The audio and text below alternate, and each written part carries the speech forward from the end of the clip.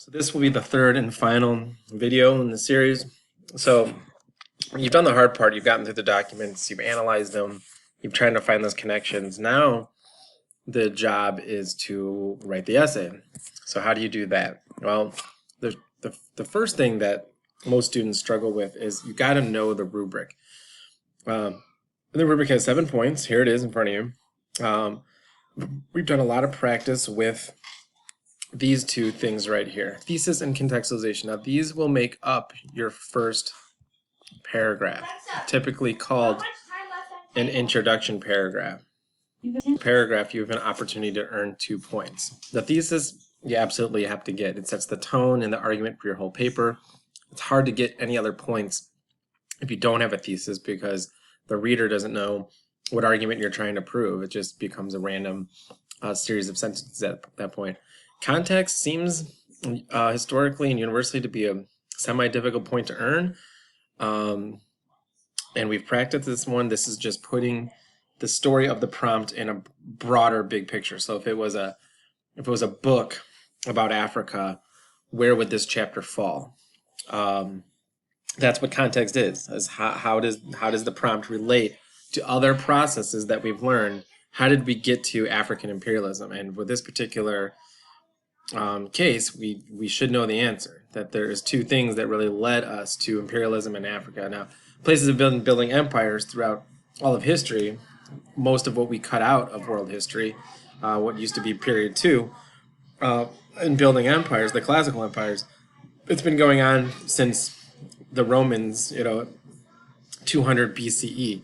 So this is nothing new. But you can't go that far back to get the context point. It should be relatively close in the historical scope of time to put it in context. So clearly, imperialism in Africa during this time period, empire building was being driven by 2 other historical, whatever you want to call them, processes, events, developments. AP College Board has these different terms. I wouldn't get too hung up on trying to understand what they mean, because I don't either. But the key here is it can be before, during, or after the time frame in the question. Continuing after, I think, is the most difficult thing to do, especially since we're not finishing the course this year. So I would try to go with during or after. Before or during. And we've been practicing this sentence starter for all of our context statements. Just start with the prompt. African, or you can however you want to start. Oh my god, keep changing my mind. I'm just gonna go with this. African imperialism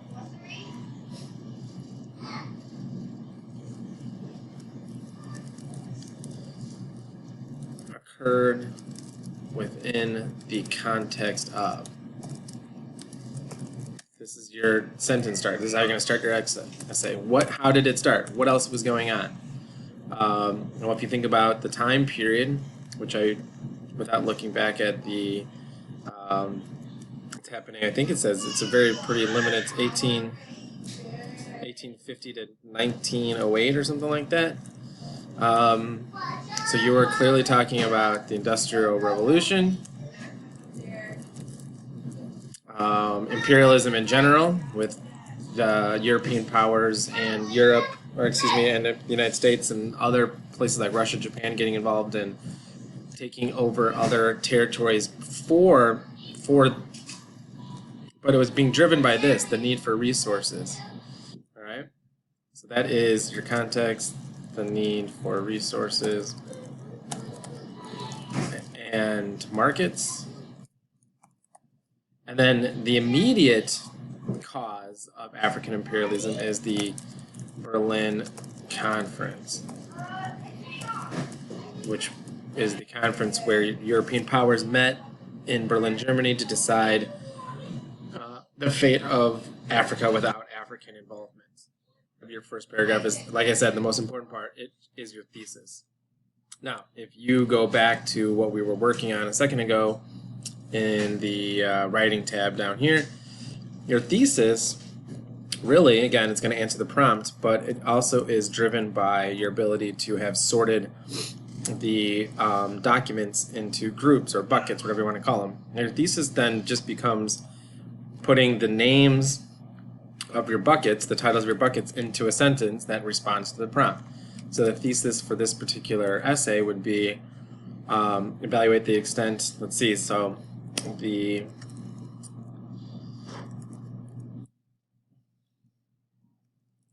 and you can, it should be like 2 or 3 sentences. Probably 2 is probably a perfect thesis. 3 is getting a little long.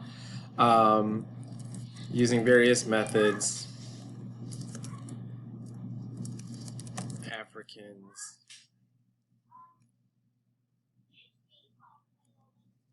attempted to either comply or resist European imperialism.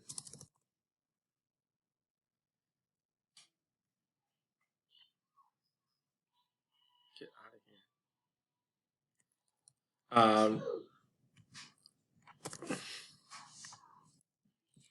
With very little success. There's your evaluation part, by the way. You have to say how was the resistance. So, but now you can't just say there was various methods. They're never going to give you a point for saying, yeah, they did different things. That is not specific enough. You need to have some specificity in your thesis.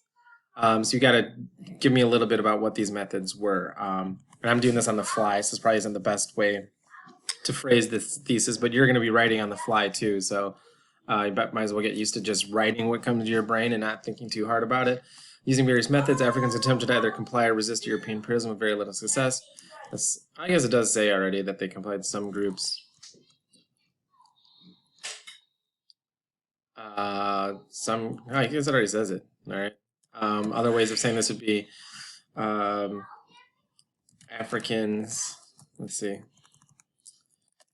During imperialism in Africa, some groups, there's another way to say it, some groups complied with European pressures while, here's a good thing to put, while over time, some groups organized violent rebellions. Both were met with very little success.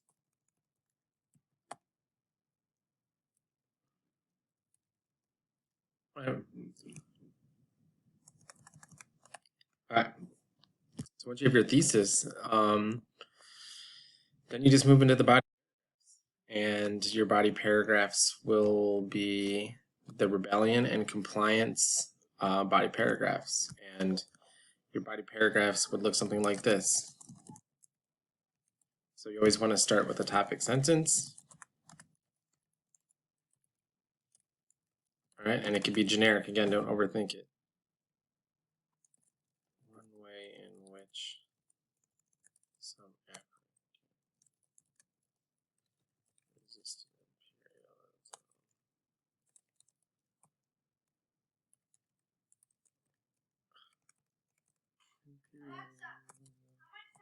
Wow. You have 1 minute and 30 seconds left on your 45-minute timer. Through 45-minute timer canceled. Their demand. All right, topic sentence. Now you just go through the documents that you have listed in your bucket and start putting them in an organized way. And you try to quote as little as possible. So you maybe go down to, let's see, compliance. So document 1, right? Just go, so lots of times they'll go in chronological order. So you could say something like,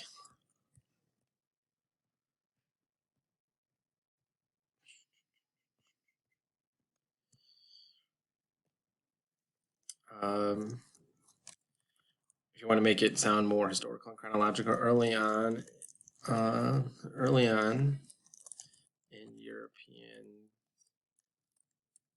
attempts at colonizing Africa, and then be specific, private trading companies I guess they didn't really force it. Had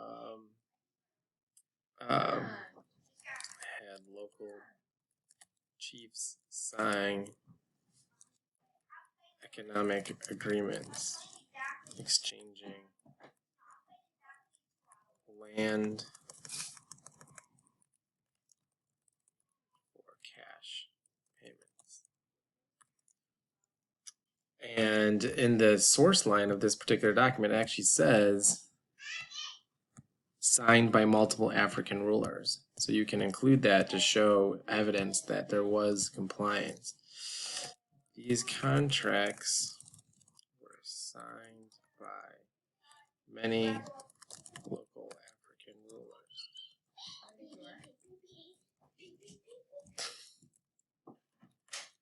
Now, if you want to go a step further and try to do a HIP statement, or you could even put it right here at the end, because ultimately upper class nobles or royal families would benefit from European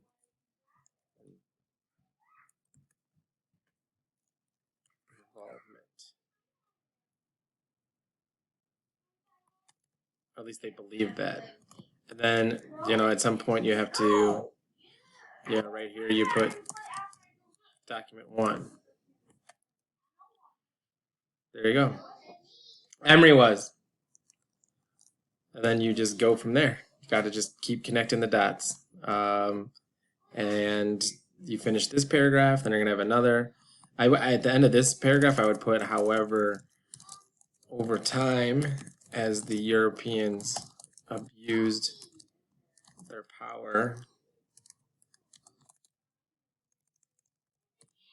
many African groups began to revolt. And that would tie in nicely to your second body paragraph, would be other African, another way, since I said one way in the first paragraph, another way Africans resisted was through violent rebellion.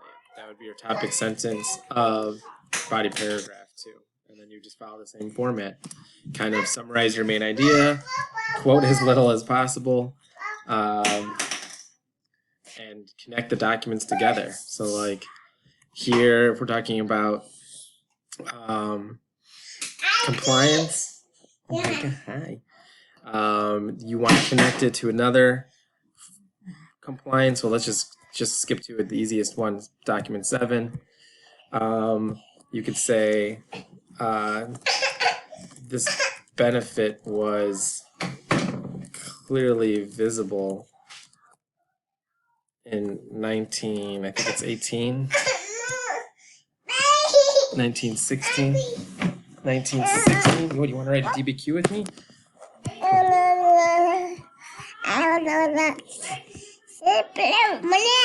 In 1916, when many African men were awarded scholarships to the Tuskegee Institute. Document 7. So notice here, one of the big things I look for is your ability to connect the documents together in an argument. That I'm not just going, this document says, this